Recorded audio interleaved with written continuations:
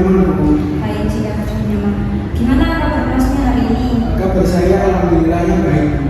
Alhamdulillah jika kabar masnya baik. Ngomong-ngomong masnya ini habis kelas atau gimana? Ya Bu, jadi saya hari ini kan kelasnya pagi ya, sampai jam 10. Nah, terus kemudian saya melakukan kerja kelompok. Kebetulan tadi ada kerja kelompok sebelum Jumatan. Terus saya ya Jumatan, terus habis itu saya kesini. Baik, jadi Mas Faza tadi habis kelas, kemudian kerja kelompok, kemudian datang ke sini. Nah, oh iya Mas Faza, kemarin kita ini adalah pertemuan kita pertama kalinya ya Mas Faza ya, karena di minggu kemarin kita hanya berkontakkan via WhatsApp saja ya Mas ya. Kemarin Ibu sudah membaca terkait permasalahan Mas Faza, laporan hasil wawancaranya Mas Faza yang Mas Faza kirimkan via Gmail ke Gmail saya, sudah saya baca dan nantinya akan kita bahas pada hari ini ya Mas Faza. Nah, gimana Mas Faza sekarang semester berapa? Jadi sekarang saya itu semester 4. Semester 4. Gimana semester 4-nya Mas Faza? Seru? Ya, alhamdulillah di semester 4 ini saya belajar banyak hal ya, terutama ya materi-materi baru yang saya tidak menduga akan dapat materi seperti ini. Namun ya saya merasa kayak bersyukur gitu loh ada matkul yang kayak gini. Contohnya itu pendidikan Pancasila. Nah, kalau nggak sekarang ya kapan saya mendapatkan pengetahuan-pengetahuan yang berkaitan dengan negara ini Bu? Ya, itu yang membuat saya sangat bersyukur di semester ini. Berarti Mas Faza ini ciri-ciri orang yang apa ya, suka tentang sejarah gitu ya, sejarah negara, sejarah gitu-gitu. Mas Faza memang tertarik di dunia Pancasila gitu-gitu, PKN dan sejenisnya.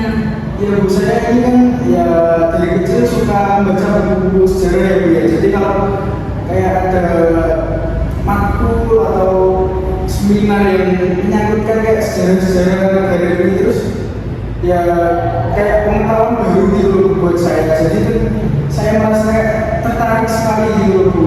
Mungkin ya ada yang belum saya ketahui dan saya mengetahui di situ itu kayak ada kepuasan sendiri. Baik, jadi Mas Faza ini berawal dari suka membaca buku sejarah. Kemudian Mas Faza ini sangat tertarik dengan sejarah-sejarah negara, sejarah-sejarah tokoh-tokoh gitu, tertarik Mas Faza? Iya Bu, saya juga kayak menggali sejarah ya. Tentunya di saat sejarah itu berlangsung, itu kan juga ada tokoh-tokohnya. Saya itu suka buka mencari latar belakangnya itu gimana ini ya, tokoh ini seperti apa, tumbuhnya masa kecilnya gimana. Dan kalau kayak masa kecilnya ternyata di daerah saya itu juga pernah buka kayak ada kepuasan tersendiri. Oh ternyata di lingkungan saya yang dulu itu ada seorang yang hebat, itu saya kayak termotivasi juga. Baik, jadi Mas Faza ini tipe orang yang sangat-sangat senang ketika mendapatkan informasi baru, pengetahuan baru, apalagi tentang sejarah, karena memang Mas Faza memiliki hobi itu ya Mas ya, hobi membaca buku sejarah-sejarah. Dan Mas Faza ini juga menjadikan tokoh-tokoh yang Mas Faza baca ini menjadi sebuah inspirator ya. Baik, berarti Mas Faza ini sampai sekarang masih apa ya, terus-menerus mencari buku-buku sejarah yang ada di lingkungan Mas Faza, atau kayak ya udah kalau belum ada ya saya baca, kalau enggak ya udah. Kalau saya sampai saat ini ya karena fokus saya juga sudah terpecah-pecah ya Bu ya, karena saya kuliah kan juga bukan di jurusan sejarah ya Bu ya. Jadi kan ya saya harus membagi waktu antara hobi saya dan juga kuliah saya. Jadi ya kalau ada waktu luang itu saya menyempatkan diri untuk baca-baca buku sejarah. Saya mencari-cari. Nah, kalau waktunya kuliah ya saya harus kuliah sesuai dengan jurusan saya, belajar tentang jurusan saya.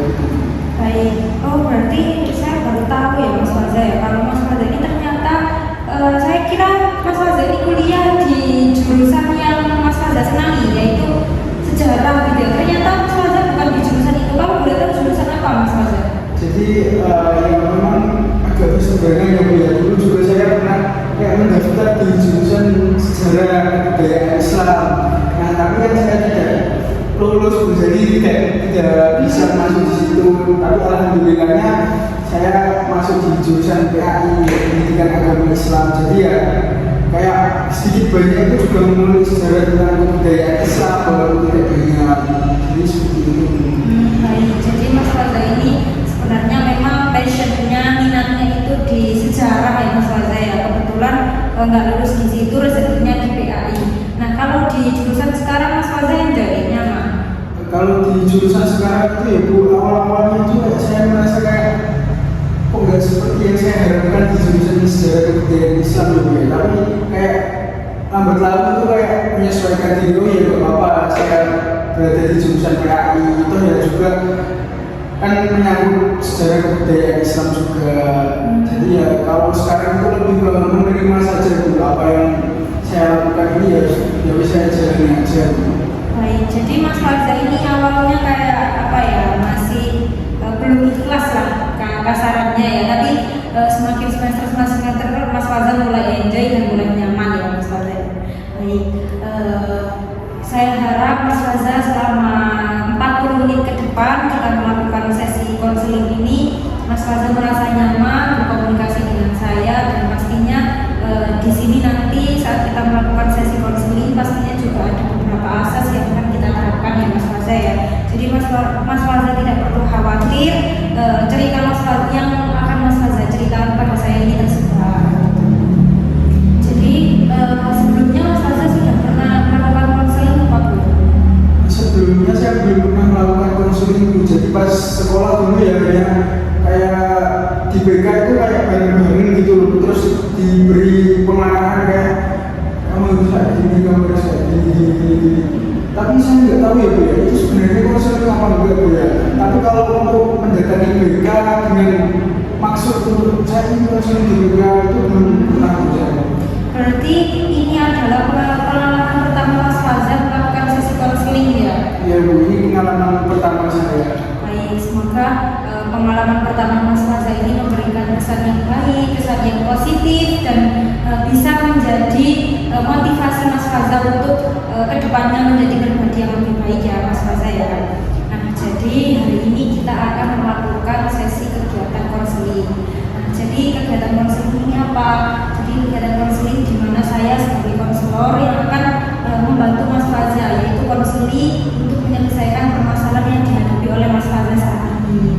Nah, kemudian untuk tujuan dari konseling ini adalah pastinya ya menyelesaikan permasalahan Mas Faza menggunakan pendekatan konseling yang relevan dengan permasalahan yang dialami oleh Mas Faza saat ini. Nah, kemudian di dalam sesi konseling ini juga terdapat asas-asas yang akan kita terapkan Mas Faza. Jadi yang pertama ada asas kerahasiaan, di mana ketika Mas Faza bercerita kepada saya permasalahan apapun, Mas Faza itu tidak perlu khawatir permasalahan Mas Faza itu tersebar atau sampai bocor, karena memang itu adalah asas yang harus dipegang oleh seorang konselor. Jadi saya akan berjanji bahwa tidak akan menceritakan permasalahan ini tidak akan membawa permasalahan ini sampai keluar forum. Jadi benar-benar cerita Mas Faza itu cukup di forum ini saja ya Mas Faza ya. Kemudian selanjutnya ada asas kesukarelaan, di mana Mas Faza memang datang ke sini murni kemauan Mas Faza sendiri, tidak dipaksa oleh siapapun, tidak terpaksa oleh apapun, begitu ya Mas Faza ya. Kemudian ada asas yang terakhir yaitu asas keterbukaan, di mana Mas Faza ini datang ke sini untuk melakukan konseling, yaitu terbuka dengan ibu, karena kalau Mas Faza terbuka juga sangat-sangat membantu ibu sebagai konselor dalam membantu Mas Faza ini menyelesaikan permasalahan yang dihadapi Mas Faza saat ini ya Mas Faza ya. Dari penjelasan yang sudah Ibu jelaskan, apakah dapat dipahami Mas Faza? Bisa dipahami. Sebelum kita mulai sesi konseling Mas Faza, apakah ada yang ingin ditanyakan? Yang ingin saya tanyakan itu waktu untuk konselingnya itu berapa? Baik, jadi sesuai yang sudah saya spill tadi di awal, waktu untuk konseling hari ini adalah 40 sampai 45 menit. Jika nanti dirasa waktu tersebut cukup kurang atau Mas Faza merasa masih ada yang ingin saya selesaikan lagi Bu, Mas Faza bisa banget menghubungi nomor saya via WhatsApp ya Mas Faza ya, sudah punya. Mas Faza bisa menghubungi saya lewat nomor tersebut, kemudian kita bisa berjanjian kembali saat apa, atau mungkin bisa nanti di akhir sesi Mas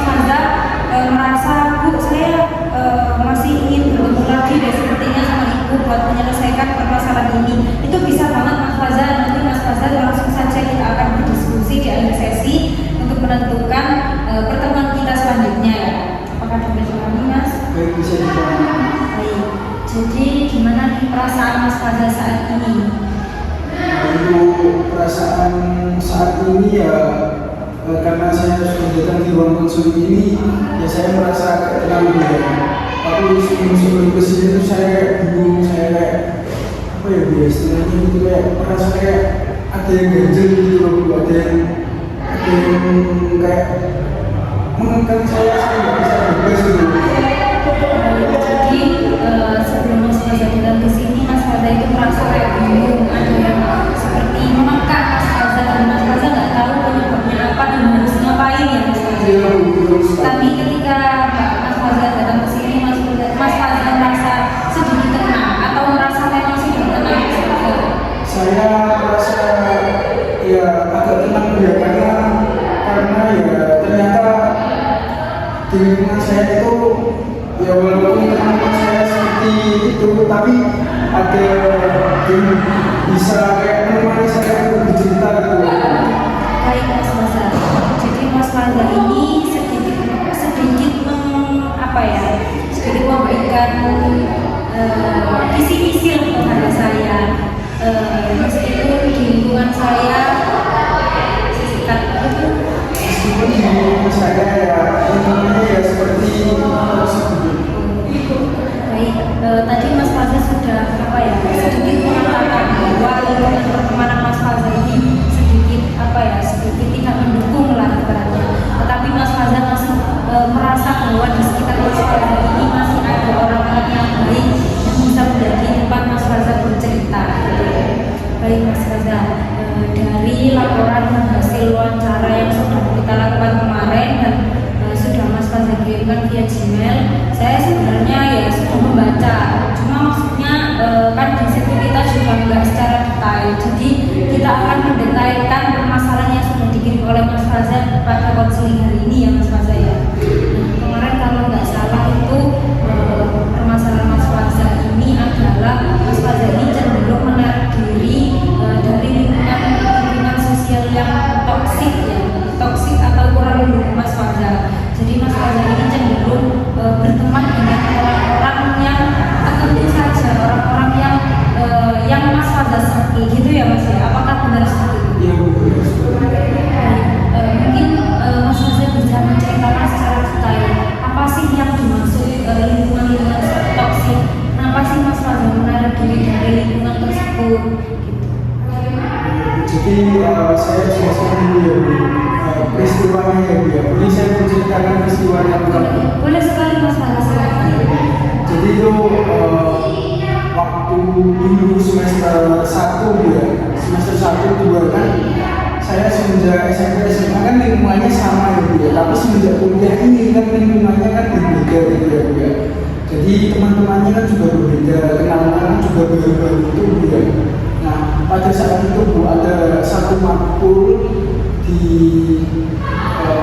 semester itu, dimana waktu itu saya kan kayak lagi semangatnya gitu loh Bu, kan semester 1 kayak ya saya harus kuliah dengan betul, ya harus kuliah dengan kayak nggak boleh ada nilai yang kurang baik, saya harus mendapatkan nilai A semua. Nah, dari situ itu saya kayak mengharuskan diri saya untuk belajar dan akhirnya Bu ya, di kelas itu ya saya kalau ada dosen tanya, teman-teman saya ingin tanya, itu saya ya berusaha untuk menjawab ya, karena saya memang sudah membaca materinya dan sudah tahu mengenai kayak yang ditanyakan itu sebenarnya apa gitu kan, saya udah tahu gitu. Nah, terus saya jawab aja, saya tahu, saya jawab. Waktu di waktu dia kan saya melakukan ya, yang saya tahu saya jawab, yang saya nggak tahu ya saya harus mencari tahu di pertemuan selanjutnya kan saya jawab gitu ya. Nah, waktu demi waktu saya melakukan itu, akhirnya akhir semester gue ini kan semester 1 UAS terus akhir semester. Nah, di saat akhir semester itu kan nilainya udah muncul gue ya. Jadi IPK saya udah muncul juga Bu ya. Di situ nilai saya itu banyak yang A Bu ya, bahkan A semua ya Bu ya, yang akhirnya IPK saya itu 3,9 di semester pertama itu Bu ya.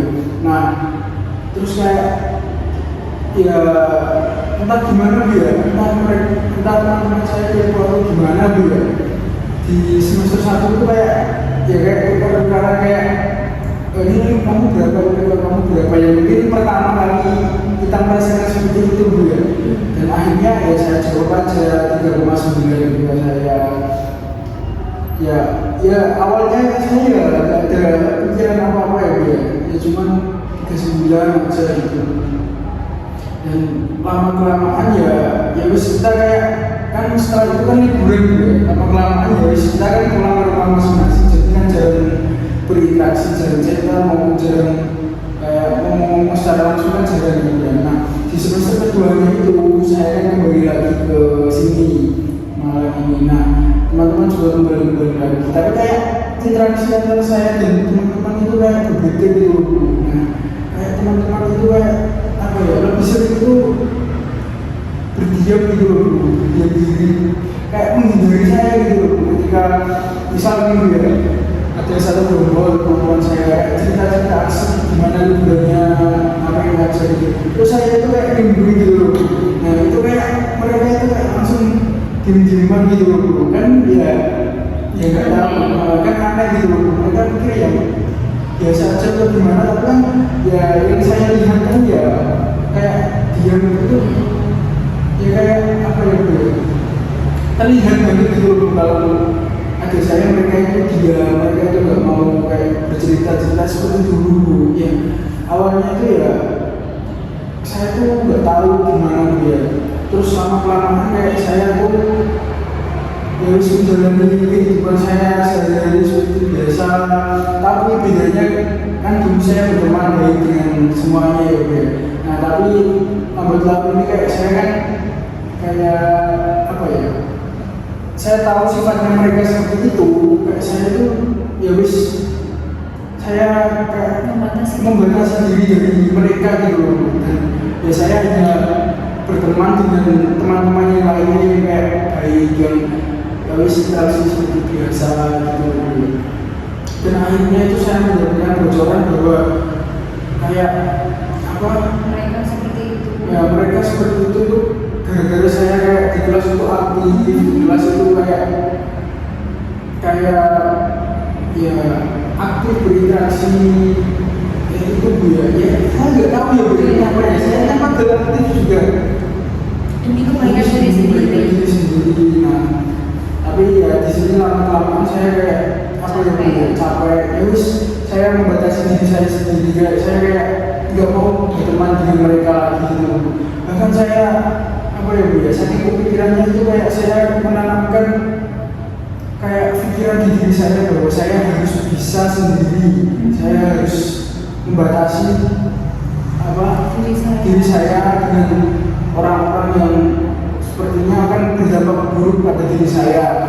Saya tidak mau mencari teman baru lagi, saya akan berteman dengan yang sudah-sudah ini, yang sudah kelihatan ya mereka baik-baik, dan saya itu saya tidak akan berteman dengan apa ya, orang baru lagi. Saya tidak akan memulai berkenalan dengan orang baru lagi, karena apa ya Bu, menurut saya kayak begitu itu kayak apa, Membuat saya iya, capek, membuat saya capek, membuat saya trauma, membuat saya kesel gitu. Jadi kan saya takut kalau mulai lagi saya berteman dengan orang-orang lainnya itu ya mereka akan seperti itu gitu. Baik, dari cerita yang sudah Mas Faza ceritakan, saya sangat memahami Mas Faza ya, apa yang dirasakan oleh Mas Faza. Di mana Mas Faza ini apa ya, merasa sudah melakukan yang terbaik untuk diri Mas Faza, dan ternyata lingkungan Mas Faza, pertemanan Mas Faza di sekitar Mas Faza itu tidak mendukung apa ya kebaikan yang sudah Mas Faza lakukan. Nah, kalau boleh tahu Mas Faza, kan tadi Mas Faza juga sudah menjelaskan ya bahwa kejadian ini terjadi ketika di akhir semester, dan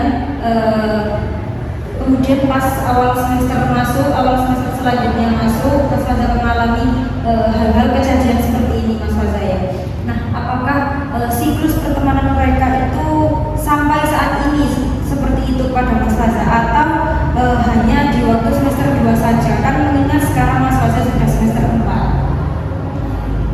Untuk saat ini Bu ya, mereka Bu ya, kayak saya kan sudah berkomitmen untuk membatasi diri saya ya Bu ya. Jadi saya tidak terlalu kayak mengamati bagaimana mereka ya. Yang saya lihat di kelas, mereka juga berinteraksi satu sama lain Bu ya, juga berteman yang satu circle itu. Tapi saya kan nggak mau tahu gitu loh, ya sudah saya biarkan. Yang saya lakukan ya datang di kelas, saya kuliah, saya memahami materi, saya berbicara dengan teman-teman yang menurut saya baik itu, terus saya pulang. Jadi untuk saat ini saya kurang tahu Bu ya, dia apa biasa sama saya atau belum. Yang jelas saya sudah membatasi, saya tidak pernah bisa ngomong sama dia gitu. Dan alhamdulillahnya saya juga tidak pernah satu kelompok dengan teman-teman yang kurang mendukung di dalam satu circle itu tidak pernah bisa satu kelompok dengan mereka. Baik, jadi sampai sekarang ya Mas Faza ya masih kayak ada pembatas di antara Mas Faza dengan teman-teman yang tidak mendukung Mas Faza ini tadi. Tetapi analisis dari penglihatan Mas Faza ini, Mas Faza melihat bahwa teman-teman ini juga berinteraksi dengan teman-teman kelas lain. Cuma memang dari Mas Faza sendiri ini sangat membatasi karena Mas Faza ini sangat trauma kepada mereka ini ya Mas Faza ya.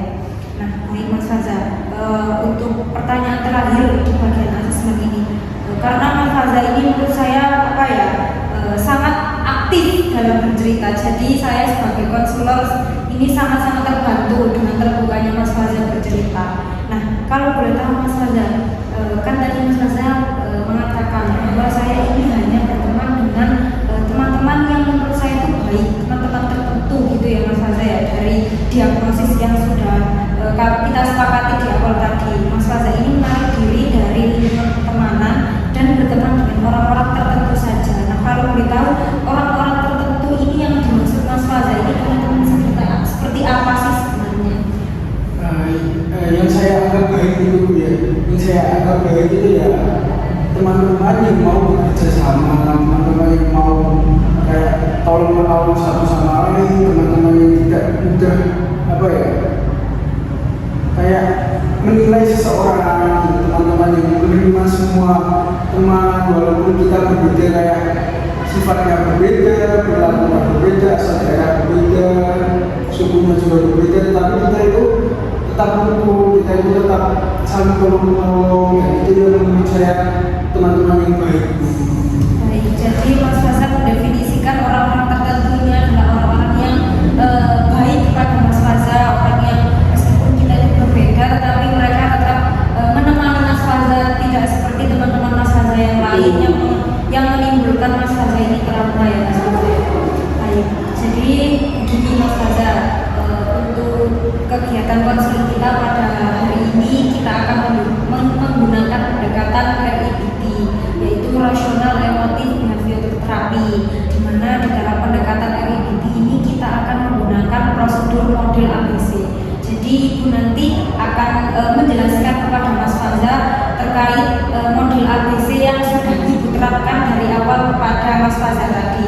Jadi dari asesmen yang sudah kita lakukan tadi di model ABC ini ada A, B, dan C Mas Faza. Jadi di bagian C ini adalah konsekuensi, mana konsekuensi ini adalah kayak hasil dari pemicu yang sudah Mas Faza alami atau peristiwa tidak menyenangkan yang sudah Mas Faza alami.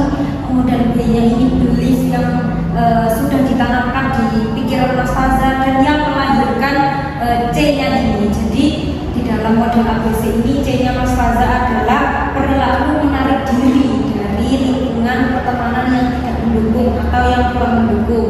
Kemudian Mas Faza ini hanya berinteraksi atau berkomunikasi, berteman dengan orang-orang tertentu saja, orang-orang yang dianggap Mas Faza ini baik dan tidak berubah kepada di antara kita ini ada perbedaan, gitu ya Mas Faza. Iya, betul. Konsekuensinya. Kemudian tadi A ini adalah pemicu Mas Faza, di mana pemicu itu yang menyebabkan kenapa sih Mas Faza ini kok bisa menjauh dari menarik diri dari lingkungan toksik ini. Jadi tadi dari asesmen yang sudah Ibu lakukan kepada Mas Faza, A-nya ini atau pemicunya ini adalah karena Mas Faza ini karena Mas Faza ini merasa teman-teman Mas Faza ini menjauhi Mas Faza. Ketika Mas Faza berusaha mendekat, mereka menjauh, dan ternyata Mas Faza juga mengetahui bahwa teman-teman itu menjauhi Mas Faza karena Mas Faza itu di kelas itu sangat aktif, Mas Faza itu berprestasi juga, nilainya bagus, makanya mereka mungkin cenderung iri atau bagaimana sehingga mereka menjauhi Mas Faza. Kemudian untuk bagian B Mas Faza, bagian B ini adalah belief. Belief itu adalah keyakinan yang dimiliki oleh Mas Faza. Tadi saya sempat menotis beberapa hal belief atau keyakinan irasional yang dimiliki oleh Mas Faza, yaitu saya pasti bisa sendiri, saya tidak akan berteman dengan mereka lagi, dan saya pasti bisa sendiri dan meskipun tanpa berinteraksi dengan mereka. Apakah seperti itu Mas Faza? Iya, betul. Mungkin jika ada tambahan Mas Faza bisa menambahkan belief yang sudah Mas Faza pelihara selama ini. Selama ini sudah cukup itu aja. Berarti intinya bisa saya simpulkan bahwa belief Mas Faza ini adalah saya pasti bisa sendiri dan saya tidak akan mau berteman dengan mereka lagi. Gitu ya Mas Faza ya. Nah, dari model ABC yang sudah Ibu terangkan kepada Mas Faza, apakah ada pertanyaan atau ada tambahan?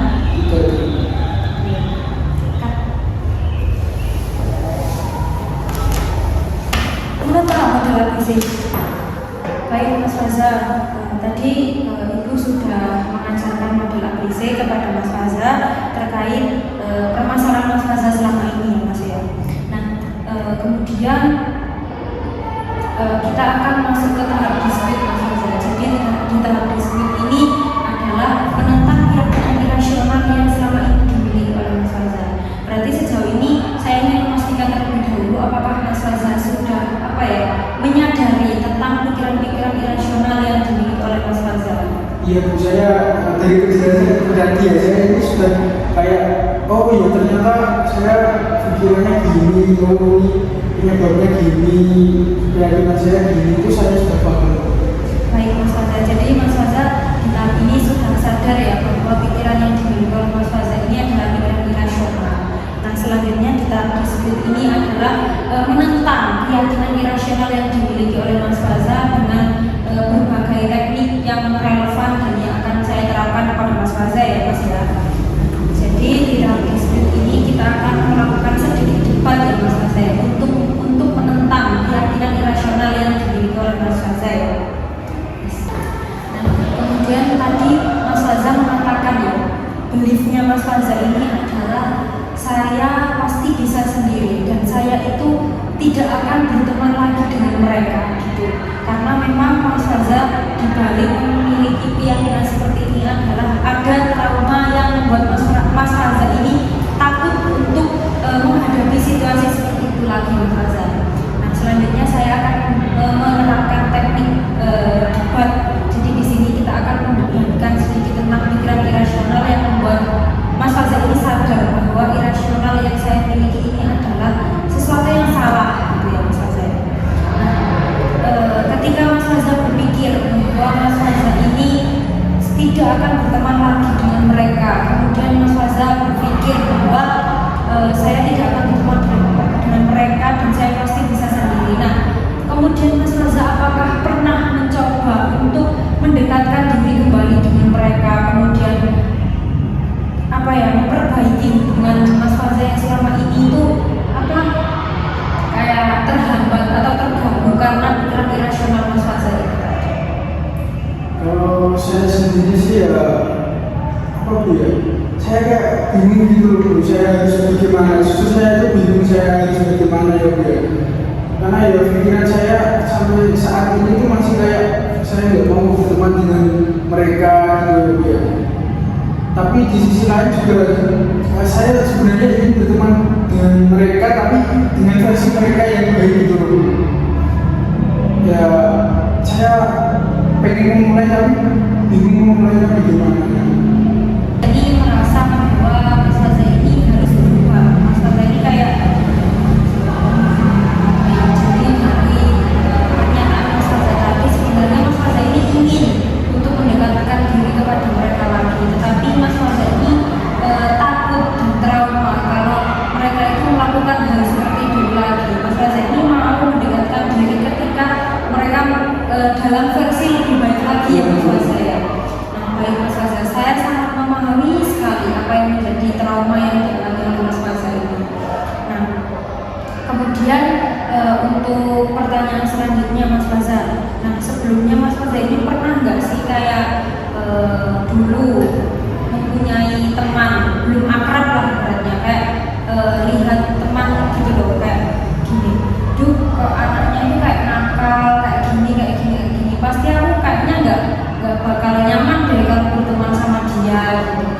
Kemudian setelah Mas Faza ini mencoba mendekatkan diri, Mas Faza mencoba untuk apa ya berinteraksi, oh ternyata dia nggak seburuk apa yang aku pikirkan. Dan itu pernah nggak sih Mas? Pernah Bu, jadi di waktu itu tuh pas saya SMA ya Bu ya, saya kelas 1 SMA itu ada anak kelas saya itu yang bernama Budi Bu ya.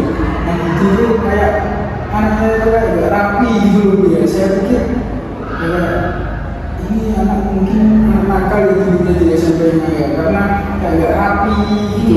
Tapi ternyata lambat laun itu saya teman itu ya kayak oh ternyata Budi ini anaknya baik, suka membantu, suka tolong-menolong. Pernah waktu itu ya, saya pulang dari sekolah itu ban saya bocor ya, dan teman-teman saya itu saya hubungi itu nggak ada yang bisa bantu ya. Nah tapi kebetulan pada saat itu Budi yang saya hubungi itu ya itu langsung ke lokasi saya, jadi saya yang bantu itu ya Budi. Padahal di awal teman saya yang Budi itu kayak saya kayak nggak shock gitu loh, saya kira anak nakal sebenarnya. Baik, jadi dari beberapa pertanyaan yang mungkin bisa mendapatkan pikiran irasional Mas Faza bisa menaikkan nggak antara pengalaman yang Mas Faza miliki dengan ketakutan Mas Faza yang akan Mas Faza coba? Karena hal ini yang hampir sama ya Bu ya, dengan teman juga yang mungkin akan saya coba ya Bu ya, karena ya mungkin di waktu semester 1 saya kurang kenal dengan mereka dan mereka juga kurang kenal dengan saya, jadi perspektifnya itu kayak ya nggak asik ini mungkin kayak gitu ya. Tapi ya dari peristiwa itu ya saya juga baru ngeh Bu ya, kayak oh ternyata bisa baik gitu. Apa yang kita lihat itu nggak semestinya seperti itu terus. Baik, jadi dari pernyataan yang sudah Mas Faza katakan, Mas Faza ini sebenarnya pengen ya untuk mencoba lagi buat mendekati mereka, berteman baik lagi dengan mereka. Tapi di sisi lain Mas Faza juga masih bimbang dan masih bingung karena Mas Faza ini takut trauma kalau mereka melakukan hal yang sama seperti dulu, sehingga pikiran Mas Faza atau pikiran irasional Mas Faza yang mengatakan bahwa Mas Faza bisa sendiri ini kuat akhirnya ya Mas Faza ya. Nah baik, berhubung waktu kita terbatas juga ya Mas Faza, ini sudah 40 menit dan kita masih masih panjang lah ibaratnya. Kayak Mas Faza ini sudah sadar bahwa pikiran Mas Faza ini itu irasional, dan untuk menghapus pikiran irasional menjadi pikiran rasional itu membutuhkan waktu yang lebih panjang. Dan mungkin Mas Faza sekarang bisa sedikitlah ada pikiran rasional yang muncul untuk bisa mencoba, tetapi masih ada banyak takut dan trauma untuk untuk mencobanya ya Mas Faza ya. Nah mungkin untuk kita membahas kembali permasalahan ini, itu mungkin kita bisa bahas di pertemuan selanjutnya ya Mas Faza ya. Nah karena waktu kita terbatas, nantinya Ibu juga akan memberikan pekerjaan rumah kepada Mas Faza. Jadi Ibu akan memberikan format model ABC tadi yang sudah Ibu jelaskan di awal. Itu nanti Ibu akan memberikan pekerjaan rumah tersebut kepada Mas Faza Faza. Jadi Mas Faza di rumah bisa menerapkan model ABC tersebut kepada permasalahan Mas Faza. Jadi sambil kita menunggu pertemuan berikutnya atau pertemuan kedua, Mas Faza ini juga bisa berlatih untuk menghilangkan pikiran-pikiran irasional yang ada di dalam pikiran Mas Faza, menggantikan pikiran tersebut menjadi pikiran rasional. Nah, nantinya Mas Faza juga akan mencatat apa sih hanya yang membuat saya menghasilkan C ini. Misal C-nya Mas Faza ini merasa stres, kemudian A-nya itu apa, kemudian B-nya itu apa, kira-kira mana. Nanti formatnya saya akan kirimkan via WhatsApp ya Mas Faza. Ya, baik Bu. Apakah masih ada yang ditanyakan lagi Mas? Iya Bu, itu untuk tugasnya itu deadline-nya itu ya 1 minggu ini ya sampai pertemuan selanjutnya. Iya Mas, benar sekali. Jadi deadline-nya itu 1 minggu dan nantinya kita di pertemuan selanjutnya akan membahas kembali atau mengevaluasi dari tugas rumah yang nantinya akan saya berikan ya Mas Faza. Hasil dari pekerjaan rumah Mas Faza itu nanti kita akan bahas dan kita akan mengevaluasi kembali Mas Faza. Seperti itu. Baik, sudah Mas Faza? Sudah paling Baik, gimana Mas Faza perasaannya setelah melakukan sesi konseling? Perasaan saya setelah melakukan konseling ya tentunya saya merasa tenang ya, karena saya sudah menemukan jawaban atas kebingungan yang saya alami ini ya. Tadinya saya bingung kayak saya harus gimana gitu, tapi setelah konseling ini berlangsung saya merasa bahwa kayak oh ini saya harus melakukan seperti ini, saya harus mencoba saat ini, saya harus melakukan ini. Jadi saya kayak merasa tenang gitu. Baik Mas Faza, saya sangat senang sekali kalau Mas Faza merasa lebih baik setelah melakukan sesi konseling. Mungkin Mas Faza sampai saat ini sudah sadar terkait pikiran irasional Mas Faza, tetapi untuk beralih ke pikiran rasional Mas Faza masih membutuhkan waktu lebih banyak. Tetapi Mas Faza sendiri ingin mencoba ya Mas Faza ya. Tetap dicoba saja Mas Faza, nanti hasilnya kita akan diskusikan di pertemuan selanjutnya. Saya yakin Mas Faza pasti bisa untuk mengubah pikiran irasional yang selama ini mengganggu Mas Faza menjadi pikiran rasional Mas Faza ya. Baik, saya ucapkan terima kasih banyak karena Mas Faza sudah berani bercerita dengan Ibu, kemudian Mas Faza juga sudah mampu bertahan sejauh ini dan Mas Faza tetap mempertahankan prinsip Mas Faza yaitu menjadi pribadi yang lebih baik lagi ke depannya. Baik, saya tutup. Wassalamualaikum warahmatullahi wabarakatuh. Waalaikumsalam warahmatullahi wabarakatuh. Terima kasih Bu ya. Sama-sama Mas Faza.